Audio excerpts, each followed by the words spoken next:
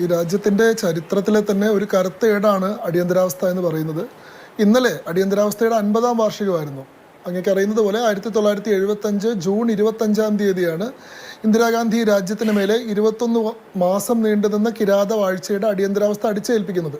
ഇന്നലെ അതിൻ്റെ 50-ാം വാർഷിക ദിനത്തിൽ അതേ കോൺഗ്രസ് പാർട്ടിയിലെ അംഗങ്ങൾ ഭരണഘടനയുടെ സംരക്ഷകർ ഞങ്ങളാണെന്ന് പറഞ്ഞ് ഭരണഘടനയുടെ പ്രതികളുമായി സഭയിലേക്ക് വരികയും ജയ് സംവിധാൻ എന്ന് പറഞ്ഞ് അവർ സത്യപ്രതിജ്ഞ ചെയ്യുകയും ഭരണഘടനയെ തകർക്കാൻ ഞങ്ങൾ ആരെയും അനുവദിക്കില്ല എന്നൊക്കെ പറയുമ്പോൾ അതേ ആളുകളെ കൊണ്ട് ഭരണഘടനയെ സംരക്ഷിക്കും എന്ന് പറയിക്കുന്നതിൽ ഒരു കാലത്തിൻ്റെ കാവ്യനീതിയുണ്ട്. സ്വാഭാവികമായി BJP അടിയന്തരാവസ്ഥാ വിരുദ്ധ പ്രക്ഷോഭത്തിന് BJP ആയിരുന്നില്ല, അന്ന് ജനസംഘമായിരുന്നു. ജനസംഘമാണ് ജനതാ അലയൻസിൻ്റെ ഭാഗമായി ലയിച്ചു ചേരുകയാണ് ചെയ്തത്. പിന്നീട് അതിൽ നിന്ന് പിരിഞ്ഞിട്ടാണ് BJP ഉണ്ടാവുന്നത്. അടിയന്തരാവസ്ഥാ വിരുദ്ധ പ്രക്ഷോഭങ്ങളിൽ വളരെ ഭൂരിഭാഗം ആളുകളും ജനസംഘത്തിൽ നിന്നുള്ള ആളുകൾ തന്നെയായിരുന്നു. അതുകൊണ്ട് തന്നെ അടിയന്തരാവസ്ഥ വിക്ടിംസിൻ്റെ അസോസിയേഷനിലെല്ലാം BJPക്ക് രാഷ്ട്രീയമായിട്ടുള്ള സ്വാധീനമുണ്ട്. കഴിഞ്ഞ കുറേ വർഷങ്ങളിലായി 50 വർഷങ്ങളിലായിട്ട് അടിയന്തരാവസ്ഥാ വിരുദ്ധ അനുസ്മരണങ്ങളും പരിപാടികളും സംഘടിപ്പിച്ച് വരുന്നുണ്ട് BJP. അത് BJPയുടെ തുടർന്ന് വരുന്ന രാഷ്ട്രീയ പരിപാടിയാണ്. ഈ വർഷത്തിൽ ആരംഭിച്ചിട്ടുള്ളതല്ല, കഴിഞ്ഞ എത്രയോ വർഷങ്ങളായി തുടർന്ന് വരുന്നതാണ്. ഈ വർഷത്തിനൊരു പ്രാധാന്യമുണ്ട്, കാരണം ഇത് അടിയന്തരാവസ്ഥയുടെ 50-ാം വാർഷികമാണ്.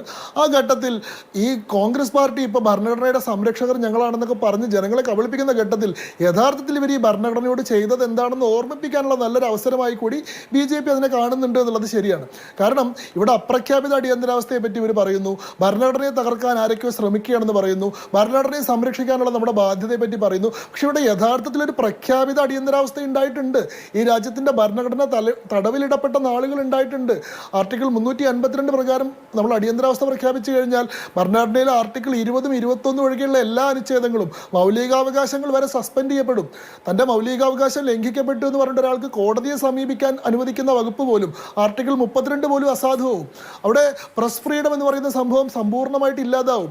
അങ്ങനെ അടിയന്തരാവസ്ഥ പ്രഖ്യാപിച്ച് ജനങ്ങളുടെ മൗലികാവകാശങ്ങൾ എടുത്തു കളഞ്ഞ് കോടതികളെ സമീപിക്കാനുള്ള അധികാരം എടുത്തു കളഞ്ഞ് കോടതിയുടെ അധികാര പരിധികൾ വെട്ടിച്ചുരുക്കി മാധ്യമ സ്വാതന്ത്ര്യം ചങ്ങലക്കിട്ട് ഒരു ഏകാധിപത്യ ഭരണ സംവിധാനം മിസ പോലെ DISIR പോലെ കൊഫേപ്പോസ പോലെയുള്ള കരിനിയമങ്ങൾ ഉപയോഗിച്ചുകൊണ്ട് 1,20,000 ആളുകളെയാണ് ജയിലിലടച്ചത്.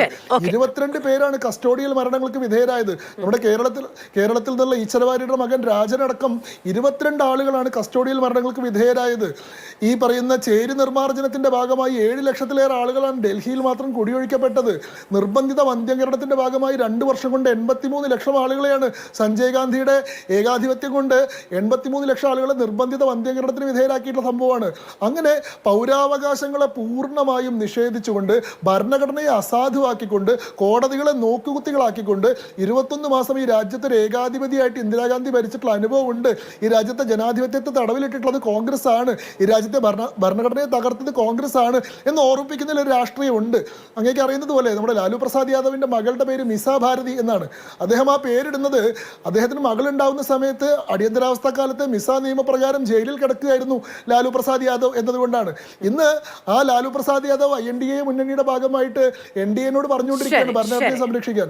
അഖിലേഷ് യാദവിന്റെ പിതാവായിട്ടുള്ള മുലായം സിംഗ് യാദവ് അടിയന്തരാവസ്ഥയിൽ തടവുകാരനായിട്ട് ജയിലിൽ കിടന്നിട്ടുള്ള ആളാണ്. കേരളത്തിലെ മുഖ്യമന്ത്രി പിണറായി വിജയൻ അടിയന്തരാവസ്ഥ